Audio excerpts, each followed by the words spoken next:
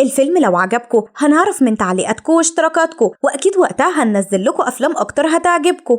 الفيلم بيحكي عن قبطان سفينة قراصنة بيشوف قدامه جزيرة فيها حريق وواحد متعلق على الحبال، وبيطلب من القرصان يغير اتجاه السفينة للجزيرة ويجيب له الراجل المتعلق وأي حاجة غالية معاه. بس لما بيوصلوا القراصنة ما بيلاقوش غير الراجل المتعلق ومفيش حاجة ليها لازمة معاه. وبعد ما بيوصلوه للقبطان الراجل ده بيعرفهم إن اسمه روبنسون كروزو وعاش على الجزيرة بعد ما سفينته غرقت. ووقتها بيوصل بغبغان لروبنسون، ولما القبطان بيحاول يقتله روبنسون بيقول له اهدى ده تبعي، وبيخرجوه من الشباك علشان يحكي للقبطان حكايته. ولان روبنسون مش احسن من البغبغان لما بيقابل 2 فيران بيحكي لهم حكايه روبنسون هو كمان. وبيحكي البغبغان وبيقول انه كان عايش على جزيره جميله كانها جزء من الجنه ومع شويه حيوانات وطيور ظريفه وبيشاركوا حياته، وكانوا صحابه بيتقاسموا مع بعض في كل حاجه. بس كان في اختلاف واحد بينهم وهو ان الحيوانات والطيور مبسوطين بحياتهم على الجزيره، اما البغبغان اللي اسمه ماك كان طول الوقت شاغل دماغه بانه عايز يشوف العالم الاخر اللي موجود. ومع ان اصحابه قالوا له كتير ان العالم ده عباره عن جزيرتهم وبس، وهو طار بنفسه كتير وما وصلش لاي مكان تاني، بس ما فقدش الشغف وكل يوم يدور على جزيرته على اي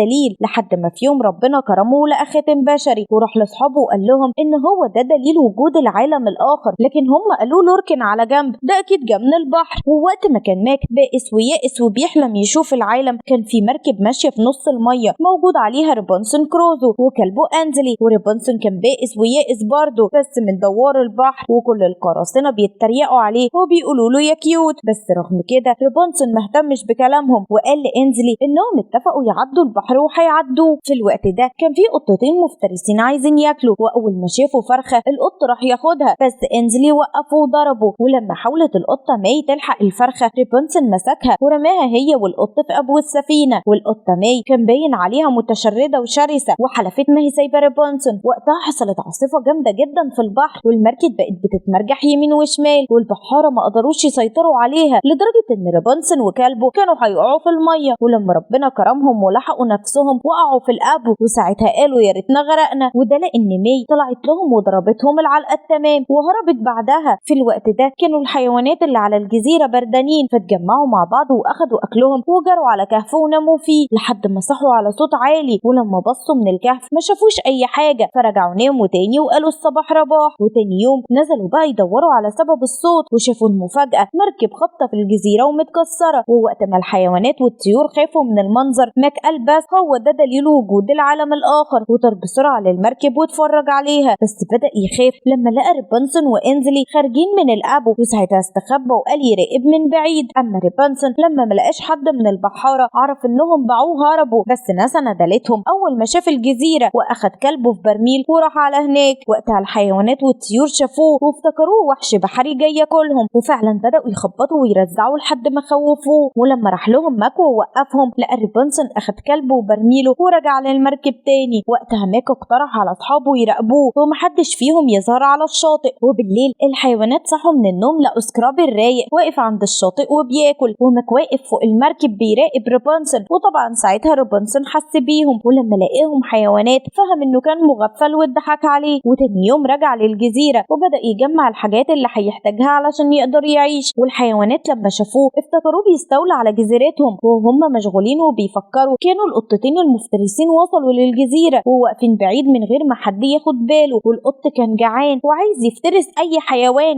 بس ماي قالت له اتقل تاكل اكتر وعرفته انهم هيراقبوهم ويهجموا في الوقت المناسب. وفعلا فضلوا مراقبين لحد ما شافوا ريبونسون بيتدرب على الصيد بالبندقية. ولما بقى متمكن وراح يصطاد وصل للخنزيرة روزي، لكن على اخر لحظة ما قدرش يصطادها وسابها تمشي. وقال لانزلي اكيد هيلاقوا اكل غيرها. وقتها كان ماك بيدور على روزي وماي شافت ان دي لحظة مناسبة للهجوم وهجمت هي والقط على ماك، بس وهو بيستغيث وصل لهم انزلي وريبونسون ضربهم بالبندقية وخلاهم قالوا يا فكيك. ولما شاف جناح ماك اتكسر اخدوا للمركب علشان يعالجه، وفعلا قدر يعالج له جناحه. ومع ان ماك كان خايف منه، لكن رابنزل هداه وسابه مع انزلي يراعيه لانه مش هيعرف يطير. وماك عرف من انزلي انهم مش وحوش وكانوا جايين من انجلترا. وقتها الحيوانات كانوا بيدوروا على ماك وما لقوش غير ريشه واقع على الارض. وقبل ما يفكروا في اللي حصل ماي استغلت الفرصه وراحت بسرعه وقالت لهم ان رابنزل موت ماك. ولما سالوها تبقى مين قالت لهم انها قطه غلبانه كانت محبوسه على المركب وشافت رابنزل على الجزيره وهو بيموت ماك، بس للاسف ما قدرتش تدافع عنه. في اللحظه دي الحيوانات قرروا ينتقموا من رابنزل وبسرعه راحوا بهدلوه. ولما شافهم ماك حاول يروح لهم ويوقفهم، لكن القطتين هجموا عليه هو وانزلي وضربوهم. وبعد ما حبسوا انزلي في الابو ماي وقعت شمعه وولعت في المركب وهربت هي والقط. وماك لما حاول ينقذ انزلي من الحريق ما قدرش وخرج من المركب على اخر لحظه. في الوقت ده قرر يعوض رابنزل عن غياب انزلي وبقى بيساعده. ولما شافته كاكي عرفها ان رابنزل هو اللي انقذه من القطط اللي كانوا هياكلوه وانزلي مات بسبب القطط. وبسرعه كاكي راحت للحيوانات وقالت لهم الحقيقه، وساعتها جمعوا فواكه وراحوا ادوها لرابنزل عربون محبه. ومن اللحظه دي رابنزل والحيوانات بقوا اصحاب. وبعد مرور وقت كانوا قدروا يساعدوه يبني كوخ فوق الشجر، وكمان عمل مجرى ميه عذبه بيوصل للكوخ. وغير كده بنى رابنزل برج عالي وحط عليه شموع علشان لو اي مركب عدت تنقذه. بس بعد ما كاكي عرفت انه ممكن يسيبهم طفت له الانوار. في الوقت ده شفنا القطتين اللي كانوا عايشين من وقت الحريق على جزيره صغيره اسمها الجزيره الملعونه، وده لانها مش موجود عليها غير الحشرات. والقطتين علشان ينتقموا من رابنزل اتجوزوا وخلفوا قطط كتير وعملوا جيش قوي ينتقموا بيه. وماي اول ما شافت السفينه اللي في الميه اتكسرت قالت لجيشها ان ده وقت الهجوم، وعدوا فوق الاخشاب وراحوا هجموا على رابنزل وحيواناته. بس الحيوانات قدروا يهربوا من القطط ويلففوهم حوالين نفسهم. وبالنسبه لماي انتهزت فرصه ان الحيوانات مشغولين وراحت ضربت رابنزل، وبعد ما اغمى عليه ولعت في الكوخ وهو جواه. وفي اللحظه دي الحيوانات استدرجوا القطط للبرج، وبعد ما اتجمعوا حدفوهم بيه في الميه وراحوا بسرعه لرابنزل وانقذوه من الحريق، بس اتعلق في حبل وما عرفوش ينزلوه. ودي اللحظه اللي شافوا فيها قبطان القراصنه. وبكده كان ماك خلص قصه رابنزل للفارين، ورابنزل كمان خلص حكايته للقبطان وقال له يرجعه مع انجلترا. بس القبطان قال له ان اللي يركب مركب قراصنه لازم يبقى قرصان وده قدره. ساعتها كانت ماي والقطط اللي نجت على خشبه في نص الميه، ولما شافوا مركب القراصنه راحوا ركبوا فيها بسرعه. وبالنسبه لرابنزل حاول يهرب من المركب، ولما القراصنه شافوه ماك قلد صوت القبطان وقال لهم يسيبوه، ووقع رابنزل على الخشبه بتاعه القطط وخدها وقال يا فكيك. وقتها خرج القبطان من مكتبه، ولما القراصنه شافوه عرفوا ان دي كانت خدعه من بغبغان محتال. اما القطط فاستولوا على اكل القراصنه. وماي لما شافت الفارين قررت تخليهم وجبتها، بس ماك رجع لها بسرعه واخد الفارين وقال لها تعيشي وتاخدي غيرها.